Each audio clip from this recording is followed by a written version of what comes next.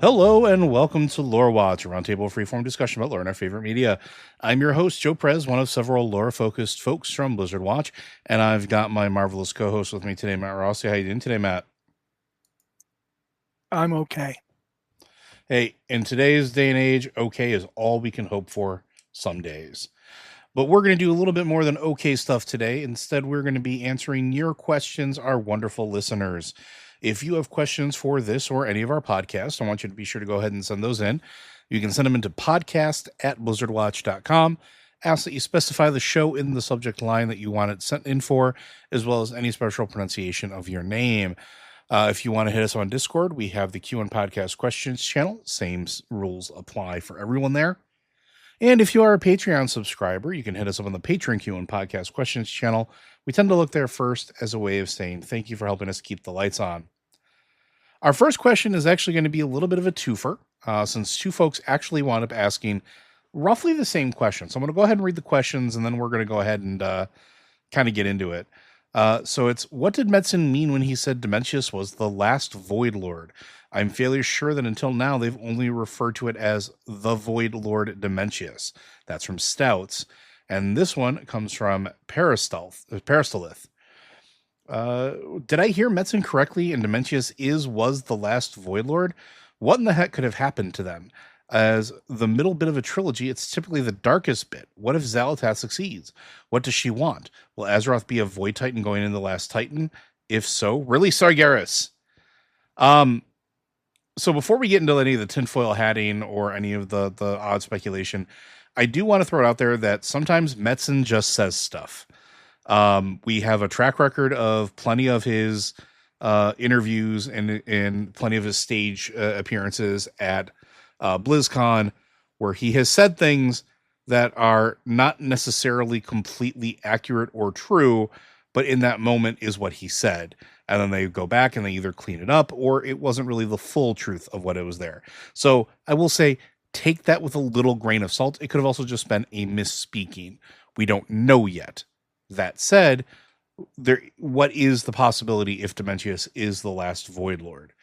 The interesting thing for me is that the Void Lords are typically characterized as not able to come into our reality, that they're not able to essentially transcend into the prime material plane that we exist on, which is the whole reason that the old gods were like spat into existence to begin with.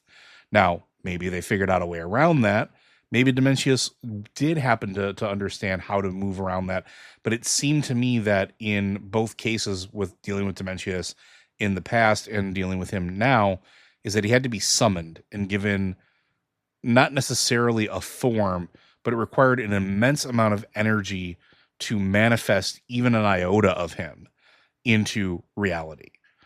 And I don't know that we've ever really heard of many of the other Void Lords, of any of them at all, really. We just know that they exist. But like the Void, there could be an infinite number of them. We have no idea. There could be one of them. There could be 7. Who knows? But I don't know if necessarily Dimensius was the last one of them. He may be the last of the ones that were able to breach our reality. I don't know. What do you think, Matt? He's a refugee. All right.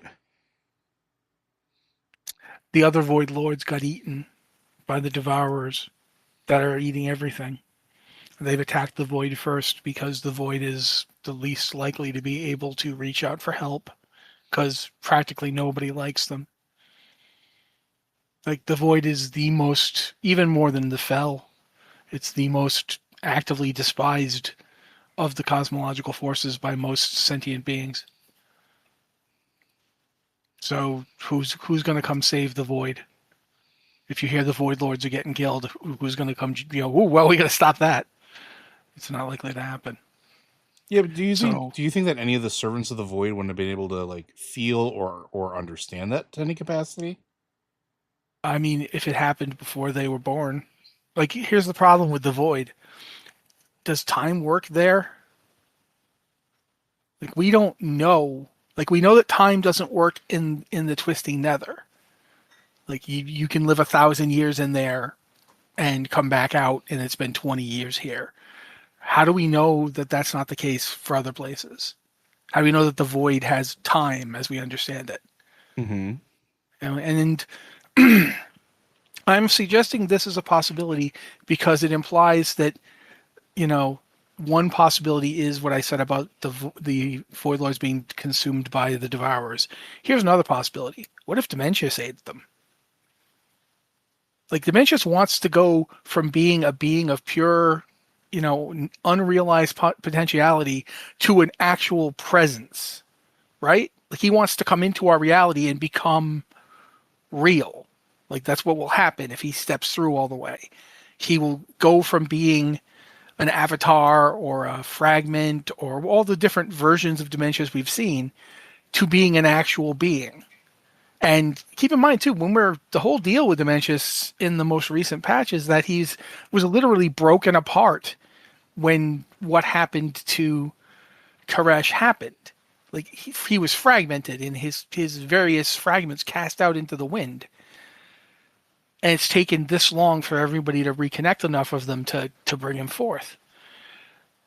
I mean, I don't know what Metzen meant. As you've just pointed out, sometimes Chris Metzen starts talking, and the next thing you know, he's come up with a completely different origin for the Eridar. Like, Or the the man broken. kind of like, yeah, he kind of freewheels, and that's cool. Quite frankly, it's something I do, so I understand it. But at the same time, it does make taking his statements. It's going, what does he mean by that? I don't know, but I do think we can. It's pretty easy to think about possibilities, and one of those possibilities is that in the whole. Do you remember when that we found the hidden guests back in Shadowlands, and there was that whole deal about how they had agents in every the Nathrazim We're basically have everywhere. agents everywhere. Yeah. Yeah. Um, it does not. I find myself wondering if anybody's ever stopped to think about the fact that Denathrius and the Nathrazim aren't loyal to the Shadowlands either. And if they're not loyal to the Shadowlands, they could just as easily be infiltrating the Shadowlands for somebody, right? Who?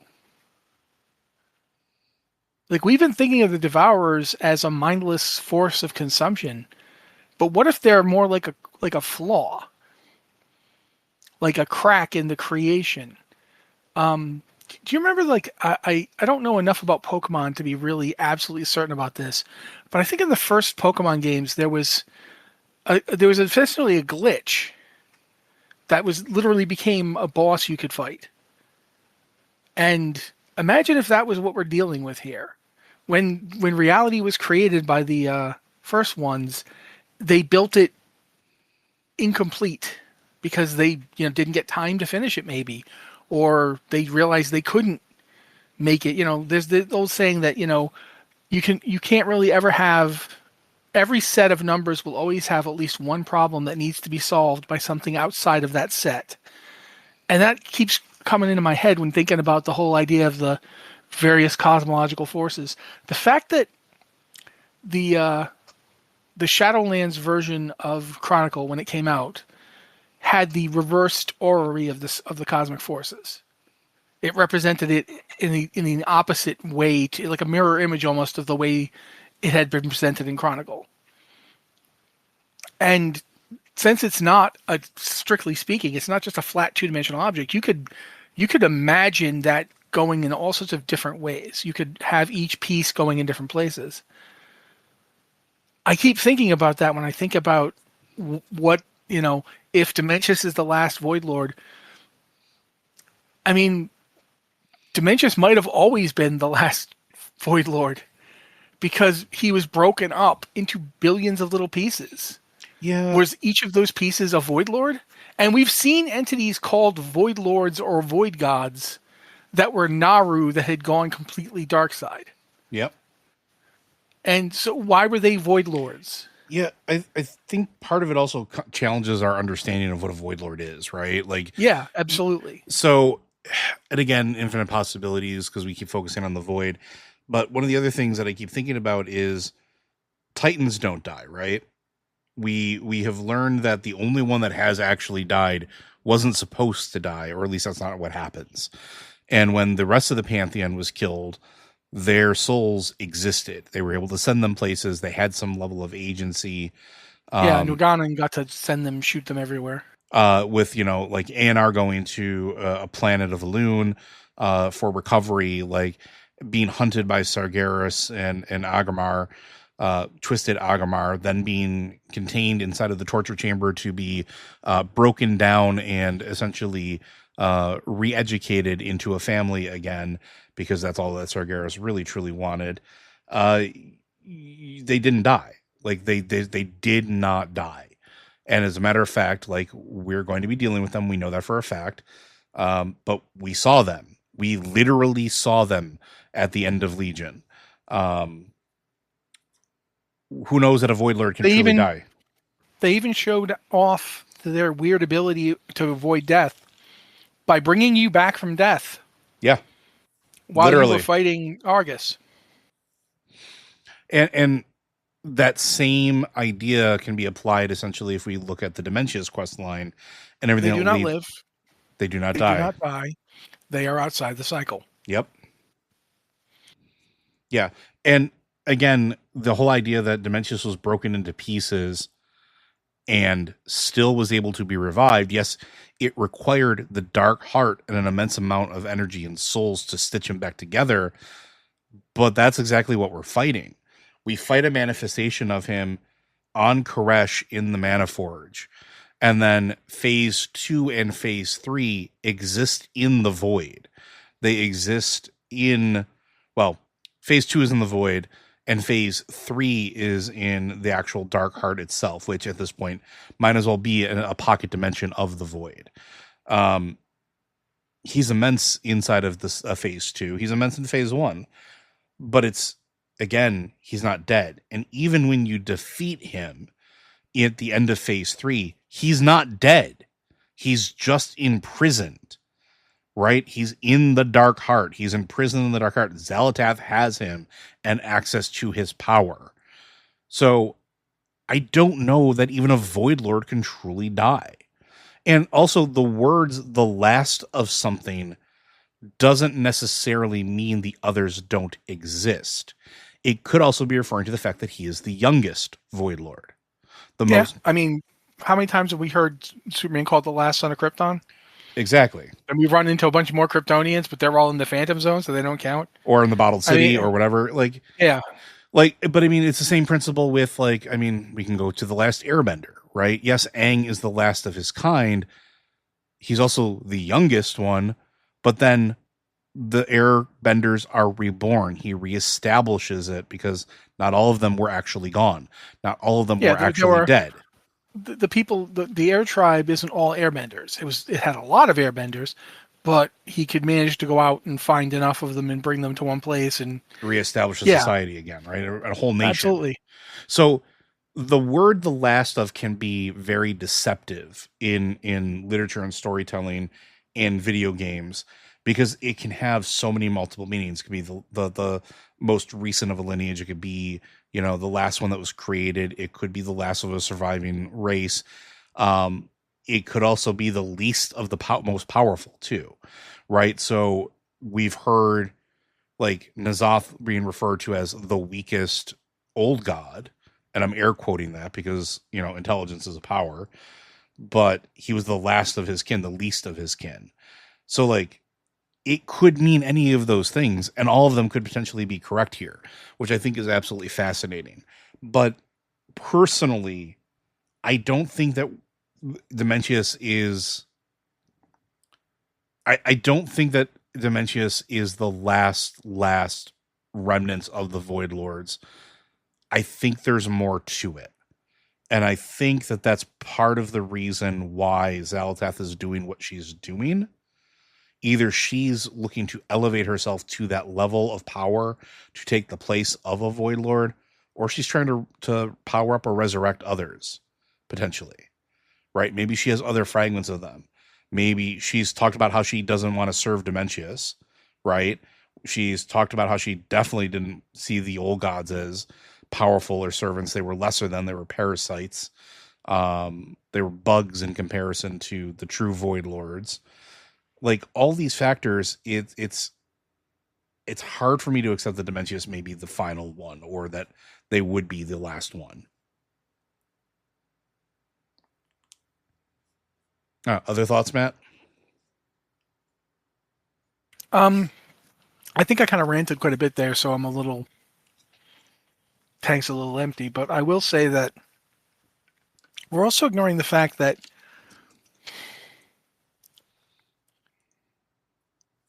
what does it mean? The void is the place where anything is possible, right? You know, the thousand truths. It also means, you know, nothing is real there, right? You can't be something if you're nothing. Like, it almost feels like you can't really even have Void Lords until like somebody is doing what Dimensius is doing and trying to like make themselves a real thing. What if the reason that that Xalatath is so disgusted by the old gods is that they were Void Lords that threw themselves into reality, and then this is what they turned into when they existed in reality? Because the Void Lords lack something that the Titans have in spades: follow through. The Titans are not creative, they're not innovative, they're not imaginative, but they can make things. They do make things. They make things all the time. Yeah. Have we ever found anything that old gods have actually made and not just twisted? Even the things that are born out of their flesh bodies are just the places they land on getting twisted by them. They literally just inhabit the world. They like assimilate tits. and they assimilate and repurpose. Yeah. So they don't make anything. I'm still convinced that they didn't even make the Curse of Flesh. So what if that's what the old gods are? What if they're just what happens when a Void Lord tries to become real is it turns into a disappointing, mutated nonsense because they have all these possibilities and they want them all to be real at the same time. And you can't do that in reality. Yeah, and thinking about that, I think about another thing regarding that, where all of the interesting or different manifestations we've had of the void outside of like really Xalatath's like corporeal form, which really isn't technically void. She's technically just riding around in a corpse suit using void power. But almost every other instance outside of a Naru in the cycle we've had has been ephemeral. It has been temporary. It has been something that is a projection, or that the reality that it is using exists in a layer transposed on top of wherever we are, right? Much like it's like a palimpsest. Yes. And much like the way that the Shadowlands is our first introduction to it, not the expansion, but our first introduction to the Shadowlands, technically when we die in game for the first time, but also the Lich King's little pocket of it where he's training Death Knights. That's reality laid over it's laid over reality, right? It's a desaturated, like ethereal version of the world you're on. What if the void is capable of doing something similar, and that's how it projects itself? And so what you kill or what you destroy isn't actually being killed or destroyed. We know that with Dimensius in the first part is, at least, and Matt can correct me if I'm wrong, but I remember the original literature, and again, they may have changed this, and I don't think they have, is that it wasn't a full manifestation of Dimensius in the physical realm. It was essentially an avatar, if anything else. Like, it was still linked with him. It was essentially like him. They said, like when the Avatar of Sargeras came through. It's very similar to that. It was a sending of Dimensius. It wasn't actually Dimensius. Right. Which is why we dealt with him in, because it was in Burning Crusade, right? The first time that we dealt with, air quote, Dimensius. Yeah, it was in Mana Forge. I can't remember which Mana Forge, but it was in a Mana Forge. Yeah. Very similar to this, where they were using the power to draw a manifestation of him forward, right? It's sort of the same thing. And I think it's fascinating, and I'm really curious to see more about it because again, Dimensius isn't dead. He's just in the dark heart. Now there was a second part of this question for Parastalith, where saying that the middle part of the trilogy is typically the darkest bit, and that's usually true. You can see that when you look at like examples like Lord of the Rings. The trilogy of the Fellowship is probably a really good example of that. The second book, the Twin Towers, or the Two Towers, excuse me, are some of the darkest elements of the story. There's some of the most despair. There's some of the deepest, darkest moments these characters go through. Well, it's where you hit the point where you're setting up the climax. Exactly, because you have to do that for the bring home. And many are thinking that Midnight's going to follow that trajectory, but there's another element to it, right? This is still a game. And even though it's part of a trilogy, if the game itself is just downer after downer after downer, people aren't going to be interested in it.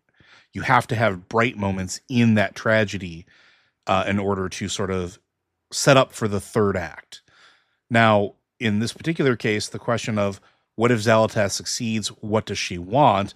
And will Azeroth be a void titan going into the last Titan? Maybe, right? Xal'atath, we don't know what she wants. Her machinations are alien to us in so much as we think we understand her. We think we understand some bits of her from the lore walking. We think we understand some bits with her with what she shared with us while we were questing on Koresh. But she is, one, an unreliable person to even converse with because she is a void entity. And even if she's not lying, omission and obfuscation are still there, right? Like, look at the way she stoked the fires between Locust Walker and Ilaria. And she didn't say anything false. Nothing. No, there was she no knows how lie. to tell the truth. She knows how to tell the truth maliciously. Yes. You know?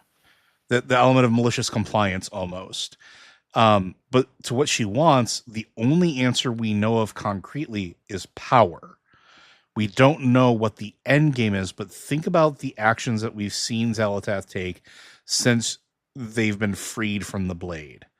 One, they've been gathering power in essence every chance they get, making deals with other entities in order to obtain that more power. Look at Dragonflight with Iridikron and traveling back in time to Galakrond and siphoning the essence of Galakrond into the Dark Heart. Interestingly enough, and for those of you at home that are keeping score, not a retcon, because we never knew how the corruption of Galakrond didn't spread after Galakrond was dead, because that body was necrotic AF. Yeah, it was already dead, really. Yeah, he was dead. He was basically just a writhing pile of, like out of control mutation power that was every time he'd eat something, he'd spit it back out as an undead. Yeah, like he was just an undead factory. And a corpse laying in the middle of the field at Galakrond's fall. You can't tell me that the bugs and fauna that would have eaten it or have tried to carry on with their carrion cycle. Well, it might not even have stayed down. Yeah. It might just got up. I mean, it practically was undead already. Now it's all the way undead, But with the power channeling through it, in this case, we know that it was a little bit of old god magic mixed with Titan magic, because that's what happened. We know that for a fact now. Being sucked into the Dark Heart, it stopped Galakrond from rising back up, or any of the potential offshoot mutations that would have occurred from that body just festering there, gone. But now Xal'atath has that power. And we don't know the deal that she made with Iridikron. We haven't heard from Iridikron since that moment.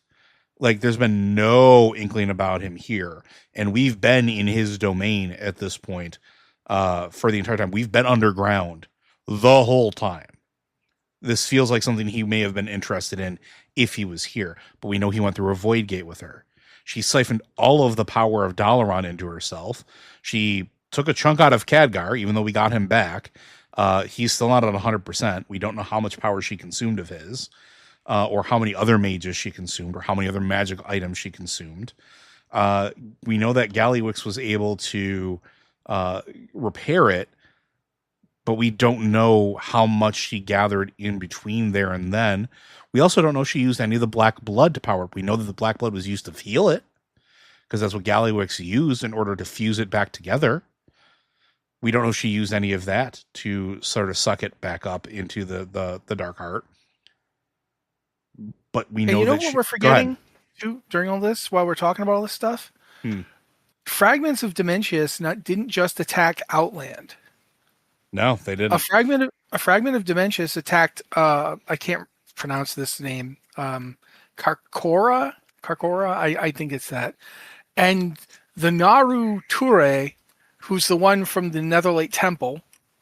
If you remember that, the priest quests back in Legion of all places, Ture basically blew himself up into pure light in order to stop Dimensius.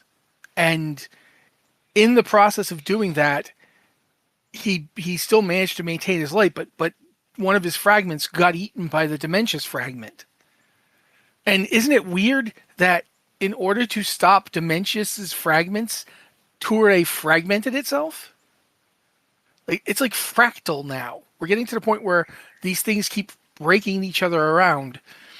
And the piece of Ture was basically taken to Argus. And it was one of those things, you guys know about the whole shard deal with the Draenei finding crystals and talking to them. And next thing you know, the Naru were talking to them. That's a whole deal with the Netherlight Temple. One of the artifacts is that piece. And it's wild to think about. We know that the Naru are both light and shadow. They switch from one to the other. They go from void to light. We know that Elune is in that same camp. Yeah. And Elune can kill an old god. Yeah, just safe. Well, I shouldn't say safely. We don't know what happened, but we have no idea how safe it was. We know that Elune can eradicate it in the same way that a Titan, well, probably better than a Titan can. Yeah, and since we now know that a Naru, one of the great Naru, did it, it's just like there's a lot to Dimensius and the Void Lords that we don't really understand. Like Void Lords themselves could be fractal in nature. Like if we think about the Void as the place of 1,000 truths, I mean, each truth could be a Void Lord. Yeah. And at the same time, none of them are real because that's how it works. So yeah, the whole deal with Dimensius and the fact that he's called Dimensius the All-Devouring means he eats everything. Well, right? So thinking about that, right? And going back to something before I get into the other Xal'atath stuff, and you mentioned this earlier, where did the Devourers come from? We don't know how long they've existed. Yeah, we don't know where they come from. What if they're born from the fragments of Dimensius that blew up the first time? Bits of him flung into a reality. They look bioorganic in nature. They remind me a lot of stuff we saw in the Black Empire. They have chitin. They have multiple eyes. They evolve. They have the flesh. They're like Shah. But what if that is the result of Dimensius's form being exploded and those fragments being pushed into our reality? What if this is something that the first ones oversaw or saw happening, millennia ago at the dawn of time and the dawn of all creation, and they saw that from the Dimensius's body would be born an all-devouring force that would continue to multiply and grow, consuming everything in its wake. Dimensius, even possibly other Void Lords. Even potentially other Void Lords going through all, because we know that they can travel through realities. We know that they can travel through planes of existence. We know that the Void is able to do that. We saw that with the Void invading the Shadowlands and Bastion. We see the Void pretty much everywhere. Anywhere that there's light, there can be void, because every time the light shines, a shadow is cast, right? But I keep thinking about this. It's almost like, what if Dimensius was Galactus? What if that was his purpose? We call him the All Devouring, but what if that was the whole point? What if that was his void aspect? And I keep thinking about the Void Lords. Maybe they had aspects or specializations kind of like the Titans do, because the Titans certainly did. They all have very special functions, right? What if that was Dimensius's? And what if the Devourers are born of his pushed out flesh? Now, I didn't mean to cut you off there, so if you can feel free to go anywhere you want to go with this. Well, I was just thinking about the Primus, actually. Remember when the Primus opened the portal to Zereth Mortis and Devourers immediately began showing up? Like, they got in through that portal Mm-hmm. and they began devouring the first one's magic. Oh, I do. And what does that mean when they do that? The magic was making them mutate and fall apart, right? Like, Yes. what's his name? Crixius, the Devourer, the Voracious. He actually had mites. It's weird to think about all these different aspects that might be related. But what if Dimensius could be conceived of as having, if the Devourers, we know that fragments of Dimensius are out there destroying worlds to this day. Even the one we just fought was basically just an extremely big and powerful, a lot of the fragments put together version of Dimensius. It doesn't mean it was all of them. And what if, taking what Joe just said, what if the Devourers that we've run into already were the pieces of Dimensius that couldn't be brought together because they weren't in the void and they weren't on Azeroth? Like, the Shadowlands, you couldn't travel from the Shadowlands to Azeroth without ridiculous levels of magical power. Like, say, or knowing that, or knowing one of the ways in and out like Venari does. yeah, but Venari is kind of getting in on an old clause. She's kind of using old cosmology to get in. That's why she's in the Void. Or not the Void. That's why she's in the Maw. Because the Maw is, like, this isn't the way the Maw used to be. She's sort of sneaking in by the access point that no one even thought to check because the place was so destroyed. But thinking about it in terms of, like, if the Devourers are related to Dimensius, which, there's at least the word Devourer involved in here, so we got something. If they are related to Dimensius, what about all the ones that, if Dimensius was destroyed and fragmented and pieces of him ended up entering other realities where they turned into things like the Devourers, what are there Devourers type things in every other place? Like, we know that the Void was originally formed by eddies in the light. Are there entities, like, hanging out, invading the realm of light, whatever it's called, doing to there what the Devourers were doing in the Shadowlands? Like, is all of reality essentially slowly decomposing because these things are eating at its very structure?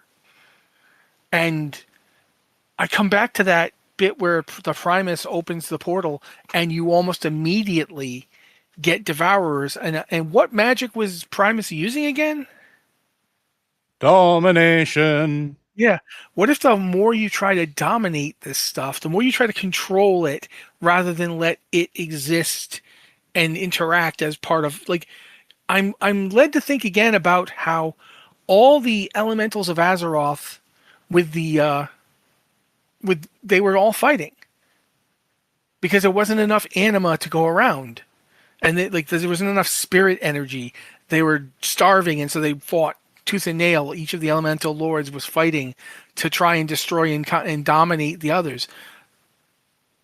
And then you look at the way that, oh, bloody hell, Draenor. Sorry, I couldn't remember what the heck to call it. I was trying to call it Outland so badly. We looked at the way the elementals were on Draenor. They didn't fight at all. There was no Titan, no World Soul. And we look at what happens on Koresh.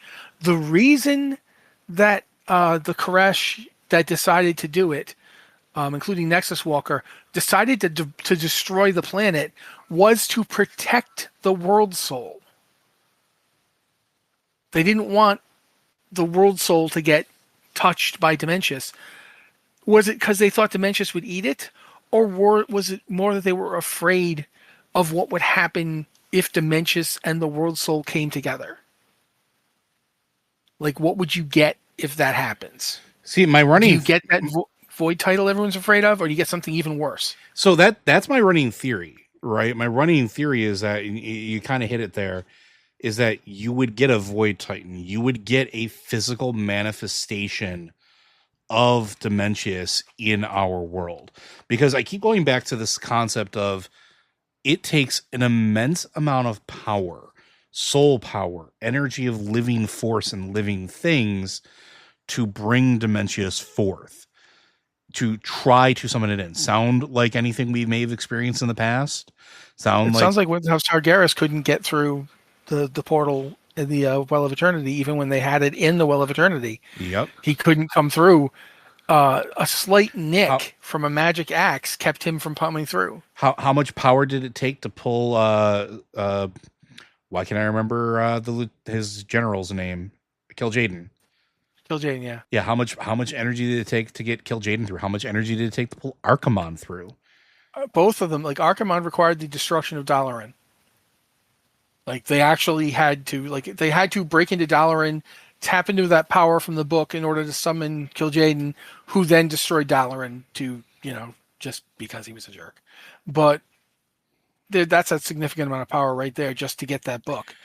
How much power is in Kil'jaeden actually used the whole Sunwell. He did, and he still used the couldn't whole get through. Sunwell. Yeah. But how much power is in a world soul? A Titan's worth.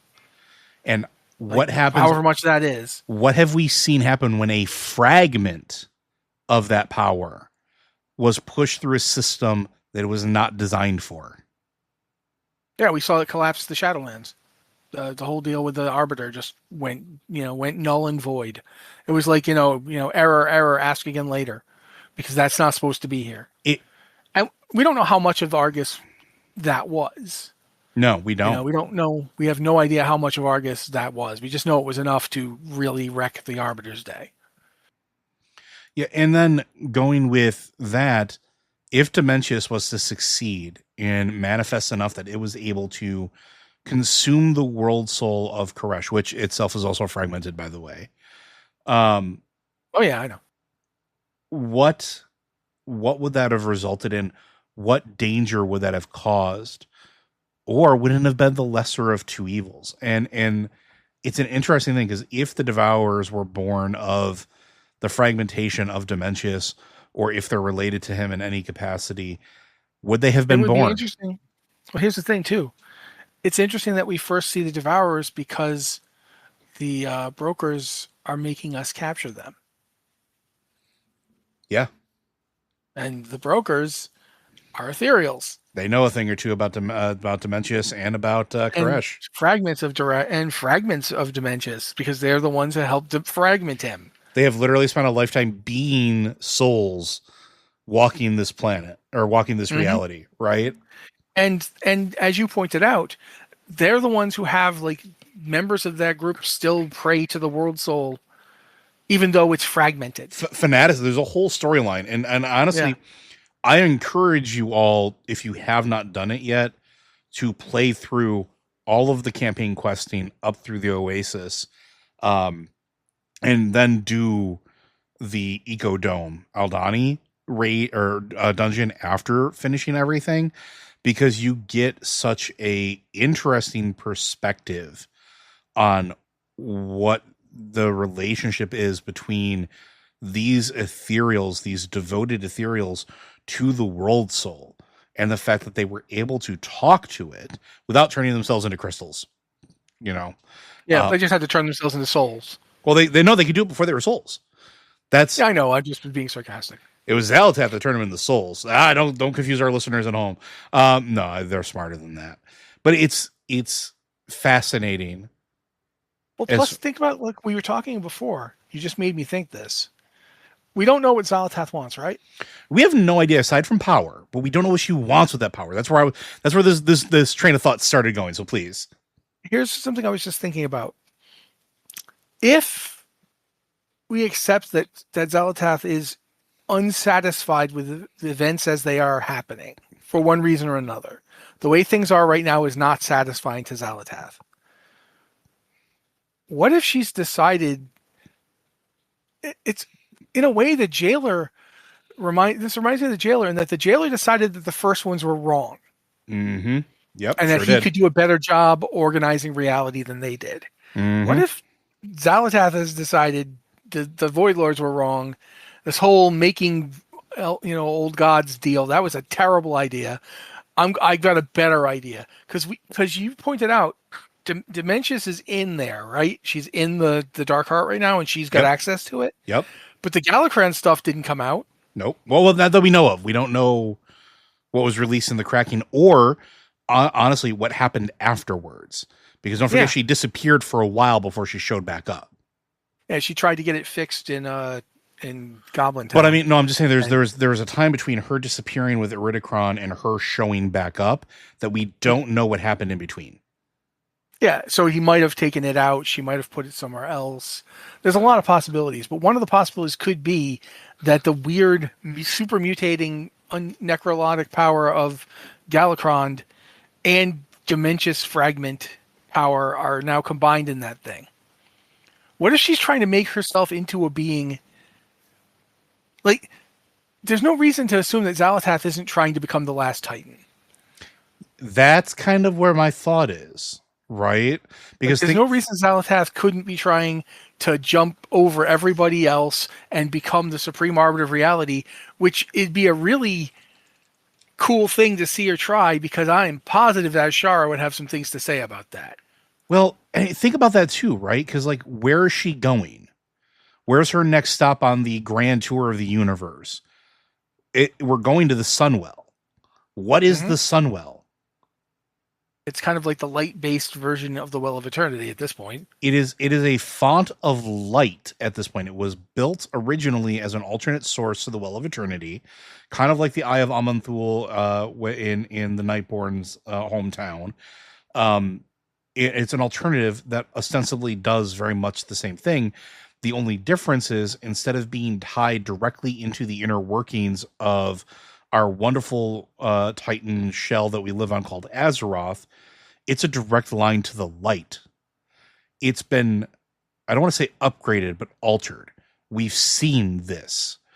The purification of the Sunwell was kind of a big deal, right? It is an immense font of power. So she controls an immense amount of void energy at this point.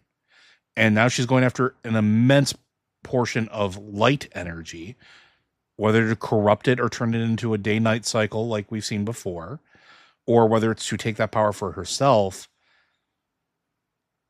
The next stop after that seems like it would be the well, or at least the remnants therein, right? It would be the Maelstrom. It would be going through and grabbing the Eye of Amanthul and powering herself up to take that role of the last Titan, to be the definitive life form of this universe. That is a possibility. I'm not saying that it is the answer, but it seems like there's a compelling argument for it, right? More powerful than all the Void Lords, more powerful than the Titans combined, more powerful or on par with the first ones, potentially. Well, I mean, the jailer felt he could do it. Why shouldn't she try? Yeah, well, and she's had the ability to learn from his mistakes, right? Like, think about it. She says it when you defeat, and I'm sorry, folks, I know his name is Saladar, but I cannot think of him as anything other than King Salad Bar. When he's defeated, we don't kill him. She even says, I much more have use of a capable servant. She's not destroying things and recreating them and stitching them back together into homoculi. That's what the jailer did. The jailer didn't have intact souls at his beck and call. Every member of the jailer's forces outside of Sylvanas was a fragmentation of souls and power and energy. And they were hammered into weird shapes. Yeah. That's Hammered what into, the whole deal with the various constructs. They were constructed out of souls. They weren't constructed out of actual metal. but Xalatath doesn't do that. Xalatath wants minions who are capable, who have their faculties, but that she can control. So she's not destroying anything. It doesn't seem like that's the case, but I definitely see an argument made that she's going to try to become the one above all. And as far as will Azeroth be a Void Titan going into the last Titan, I don't think so. Going off the line that we're just talking about now, I think it's mostly going to be putting right whatever Xalatath is doing, and it is very likely trying to become an order of magnitude larger than a Titan. Especially because Azeroth has often been referred to as not a Titan. Her power is something different. She is something different. I don't know. Who is the youngest of the Titans besides, like, and I'm going to air quote Azeroth here, but who do we know? I think it was Agamar. You think it was Agamar, right? Yeah, because he's literally called the apprentice. He's always the one that is backing Sargeras up. He's not his own guy. So yeah, I think it was actually supposed to be Agamar. The rest of them all seem older. I don't think it, when you're talking about Titans, I don't think anyone ever actually stops to really, work out a chronology for them. But the oldest one is definitely Aman'Thul, and the youngest one is most likely Agamar. Yeah, I don't know. It's going to be interesting to see how that works. I think, sorry, random thoughts. I'm wondering if Argus actually counts as that as well, or how young That's Argus. a good point, because Argus wasn't actually ever got to full Titandom. He didn't get to be an independent living Titan because he was tortured and driven insane. Except we drew him out physically at the end of that fight. Does he count? Yeah. Is he in the running for that potentially? I don't know. That is a good point. And it's often very much the Argus is kind of treated like Azeroth's weaker but slightly older brother. When Magni was talking to Argus, it was interesting that Magni could talk to Argus. Which, I mean, I guess it makes sense with his being Titan aligned, right? Yeah, but I thought it was interesting because that would imply that Magni and all the other beings that we now have, the Earthen, that have kind of accepted his role, they're not unique. It's not just something only Azeroth could do. So, yeah, it's kind of interesting to think about the concept of, are all Titans secretly trying to talk through, like, various servants. We've got the world soul on Karesh talking to living beings and not turning them into crystal, right? Well, let's you're going somewhere where I was going to go too, right? We don't have confirmation of this, but the idea that Karesh was the one of the world souls that was destroyed, we don't, like, they say that it was blown up by what they did, but don't forget there's also that one that Sargeras destroyed that we have no idea of. But at the end of and mild spoilers here for the campaign, so you've got 10 minutes left in the episode. You can safe to go at this point, if you don't want the end of the expansion ruined. The whole point of the end of the expansion, the whole point of the end of the quest with Iko Aldani and Venari and everything you're doing with the Oasis is not rebuilding Karesh the planet. It's the world soul. It's the world soul, in the fact where Venari flat out says, I can hear the song be stronger. Isn't it like, they kind of established that it's been sort of regenerating itself the whole time? Yeah, slowly but surely these fragments have been nurtured. Like, Venari was absolutely astounded, but not necessarily astounded that it was regenerating, but that it had gone so far as it had. Yeah, because we made the speculation that Venari was in the Shadowlands looking for a way to regenerate Karesh, which may very well be accurate because everything we're doing at the Oasis and everything that we do for Venari is Shadowland adjacent, gathering souls from one place, putting them through a process, much like the engine in Argus, just going to throw that out there, forcing these spirit creatures to be reborn in physical form. Dude, it's just like the engine that we see at the Uh end of huh. Shadowlands, It sure is. or even the engine of the Makers, Or the which vehicle, grabs soul pieces and puts them in physical bodies. or the one that we literally just help the earthen cleanse. Uh, Yep. going through their little stone hall there, that we saw in the halls of stone and the halls of lightning up in Northrend. We've seen this many times before.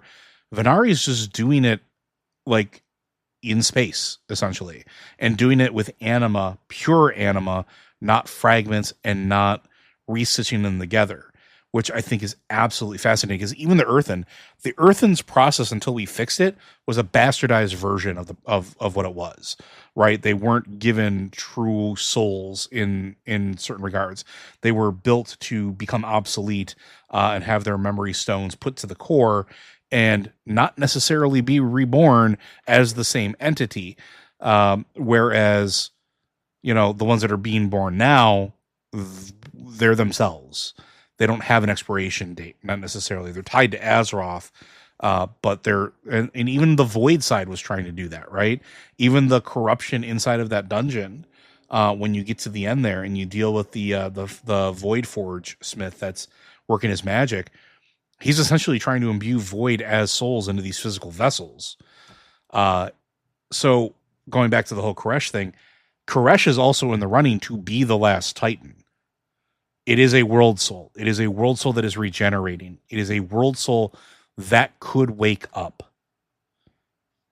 And Azeroth, again, being an order of magnitude different than a Titan, as we've been assured multiple times, Azeroth may not be a Titan at all. Azeroth may be like a manifestation of culmination. I've said this for years at this point, and I'm not stopping.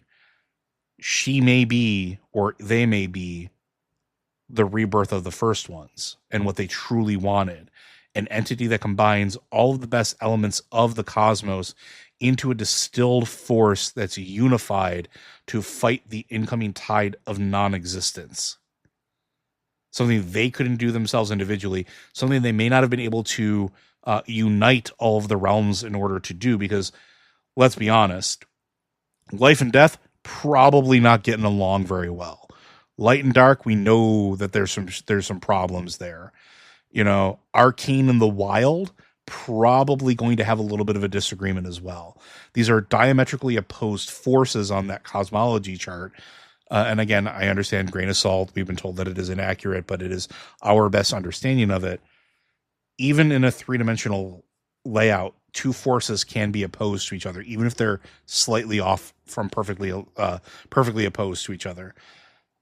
You have to have something that binds them together, or they just continue to push against each other. And I always maintain that Azeroth was always meant to be that piece. It maybe wasn't planned, and it maybe was an experiment and accidental that it happened the way it did, but I still don't think Azeroth is a Titan. I think Azeroth is something so much more. And I think that if we do get a Void Titan, it's going to be whatever the heck Xal'atath is doing, trying to power herself up.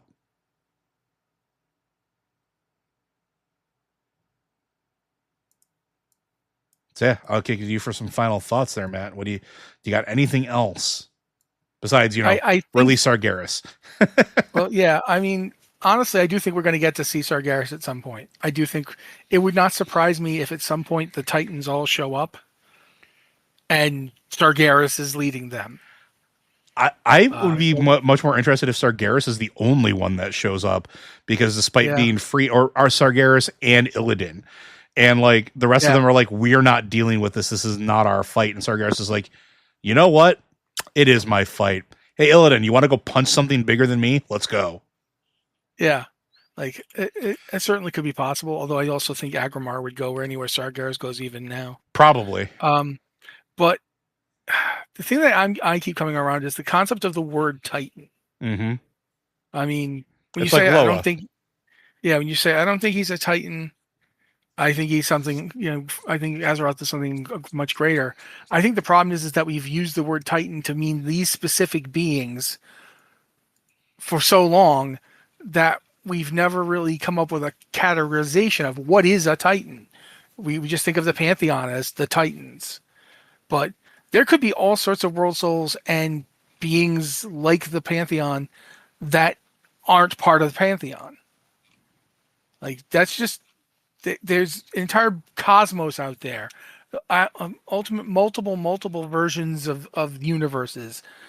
One true timeline versus, time ways. There's a whole bunch of really weird stuff that you could do to try and establish what exactly does the word Titan mean. Are the Pantheon of Death Titans? Like, they don't seem to be, but at the same time, they seem to be. Aeonar, like, right now we know that Elune was not only considered herself sister to the, I want to say the Winter Queen, but she's also hanging out with Aeonar and having some kind of relationship there. So that's the Titans and the Pantheon. And then there's good old Elune involved in both.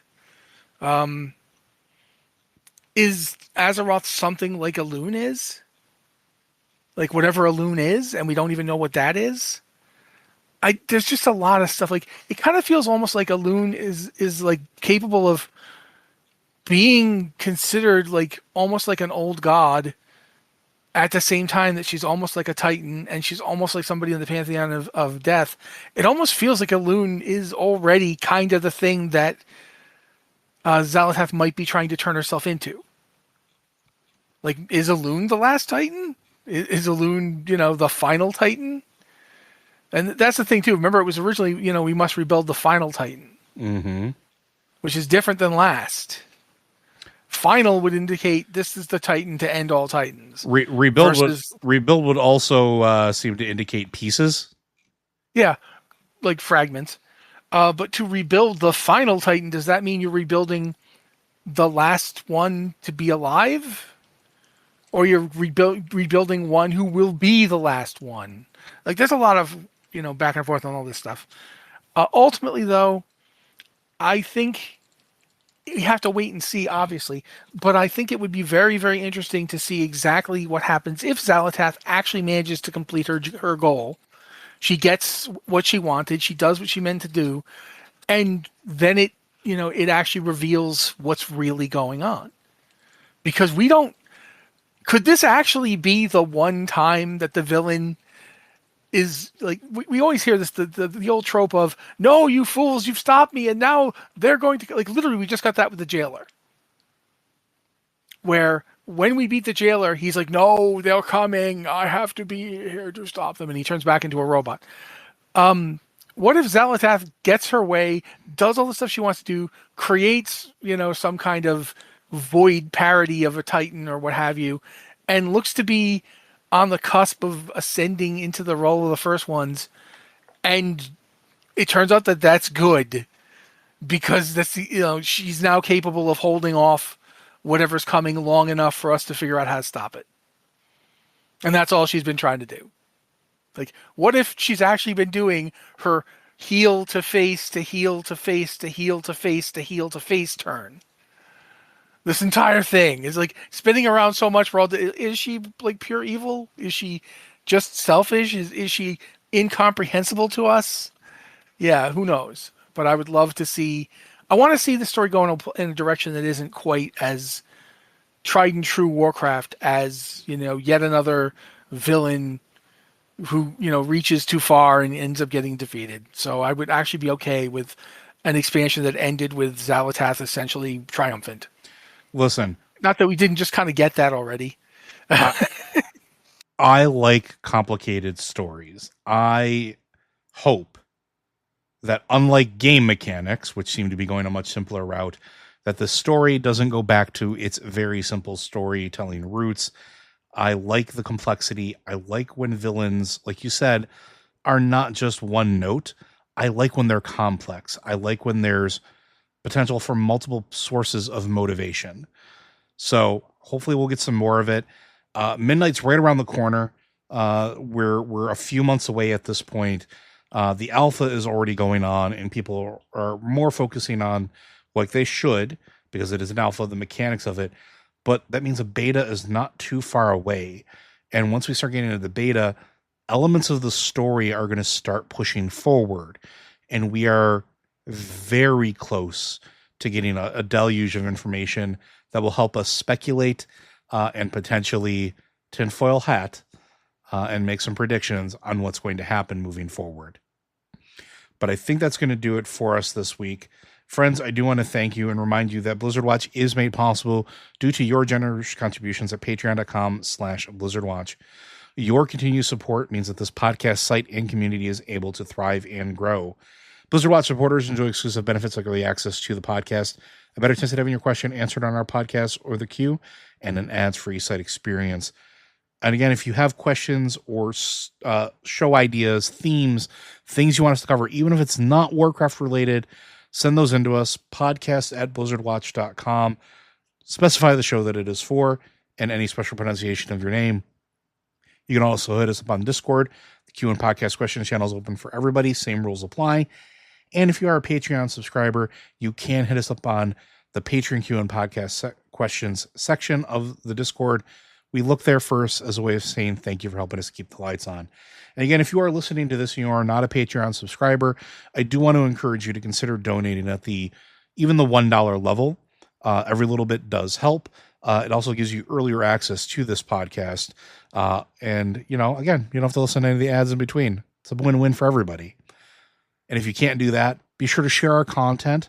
Send those links out. It does actually matter. Leave us likes and comments on platforms that allow you to do so. Those matter as well. And most importantly, take care of yourselves. With that, folks, we'll see you next week.